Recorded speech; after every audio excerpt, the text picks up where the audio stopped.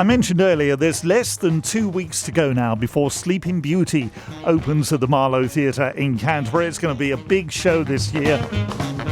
Oduba joins us live from rehearsals. How are you, Ore? Afternoon, Pat. You've just made me gip, telling me it's less than 2 weeks to go.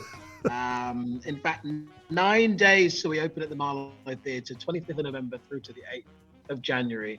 And it's going amazingly. I can't tell you, I've been beaming ever since I landed in this beautiful town last week.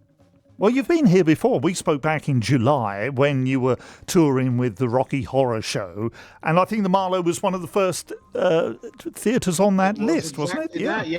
It was the second venue of the whole tour. Mm-hmm. And it's just been lovely, actually, because even in the short 7 days that we've been here rehearsing, I've seen plenty more of the town, which has been incredible. Even despite the soggy weather, Canterbury's come out and we turn on the Christmas lights on Saturday and the whole town and beyond came out to support it. It was so lovely to be part of. And I've not been part of anything so popular, Pat. It's wonderful.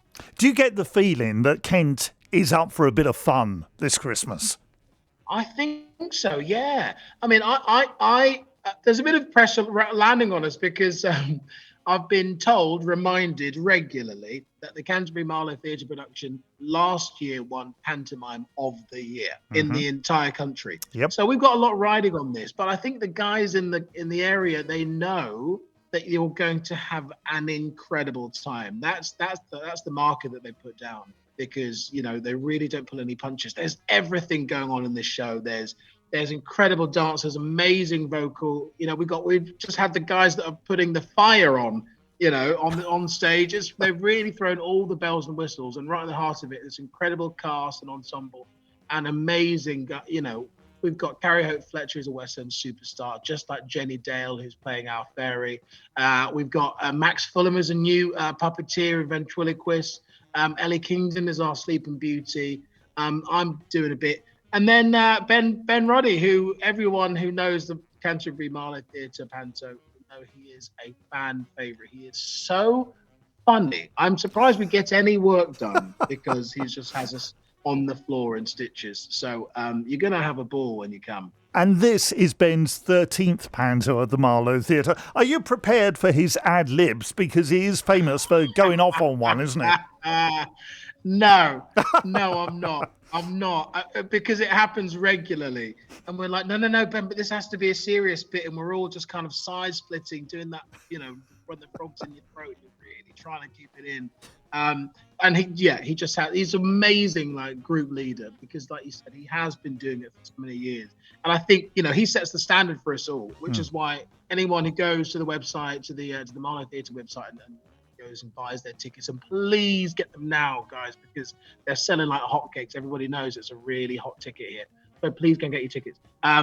We know the kind of standard that we have to deliver on, and everyone's so excited to get going. I said I'm nervous because there's still only 9 days. We've got a lot to do, but when it comes around to the 25th and the whole festive period, it's going to be sensational. And you mentioned Carrie Fletcher. She's making this year at the Marlowe her Panto debut, playing the villain. You've been watching her in rehearsals. Is she relishing the role?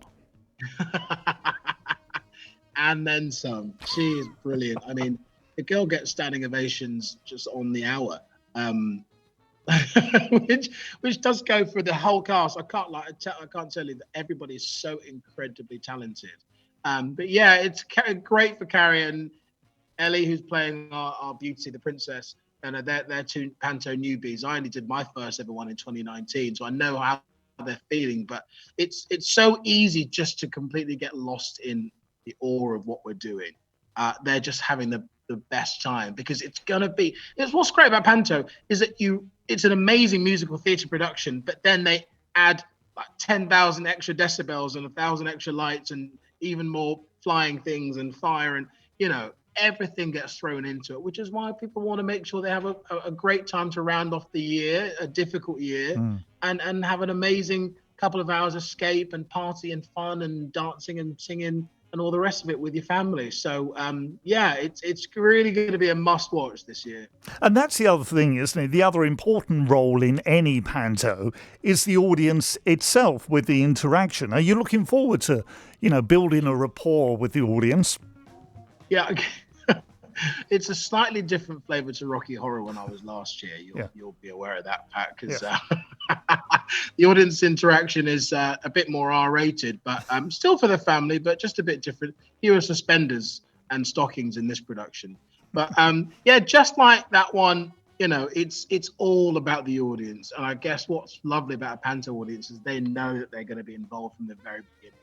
We can't do a show without a Who's Behind You. Can't do a show without without silly signs and making noise and coming back with Ben, and there's just going to be like oodles of laughter.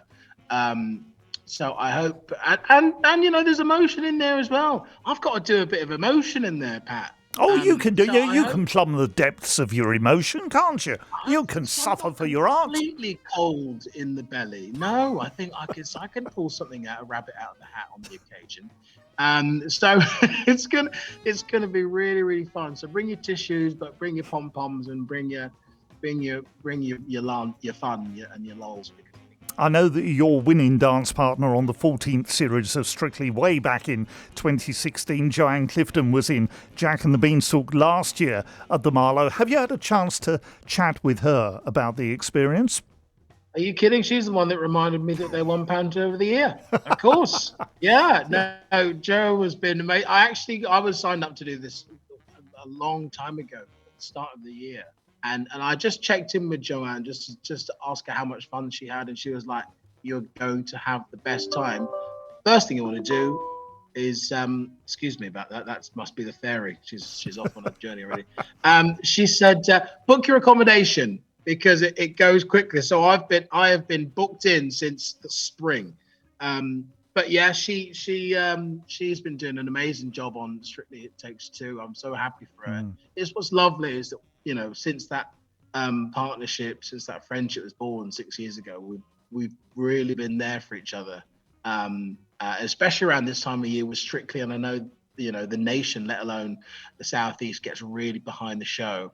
And it's lovely because we just check in with each other, especially now because it all feels so real, and we remember it so vividly and so fondly. And obviously there's going to be a few Strictly references in this show. I think that would be remiss of us if we didn't add a little bit of Strictly flavour. So you can look forward to a bit of sparkle and sequins and what everybody loves about that show. But this will be something completely different. And Joe knew all about that last year, so she's teed me right up.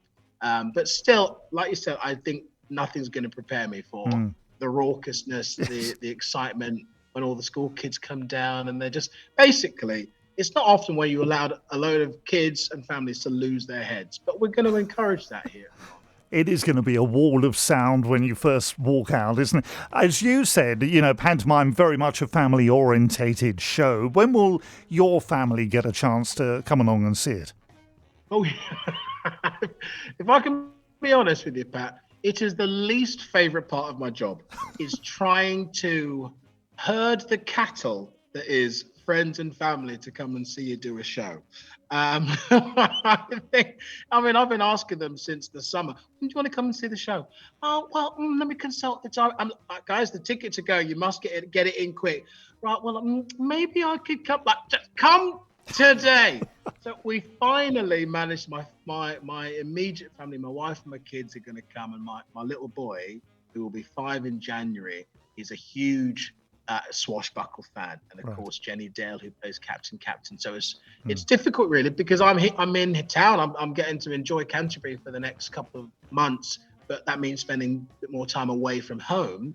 But for him, I just go, look, Ro, I've got to go and hang out with Captain. He's like, oh, Captain, and he loves it. He absolutely does. So I can't wait for them to come and see it, because he's going to get properly involved. He's probably going to go off script, so I'll be trying to do a scene, probably a really emotional bit, and he'll go, "Daddy, what are you doing up there?" or something ridiculous. Daddy, what are you wearing? What have you no wearing respect? tights? Yeah. Again? Ori, always great to talk to you. Very best of luck to you and the cast. Sleeping Beauty opens at the Marlowe Theatre in Canterbury Friday 25th of November. It runs until Sunday the 8th of January. You can get more details on the website marlowetheatre.com, and the phone number for the box office 01227 787 787. Ori, thanks so much for your time. Good luck.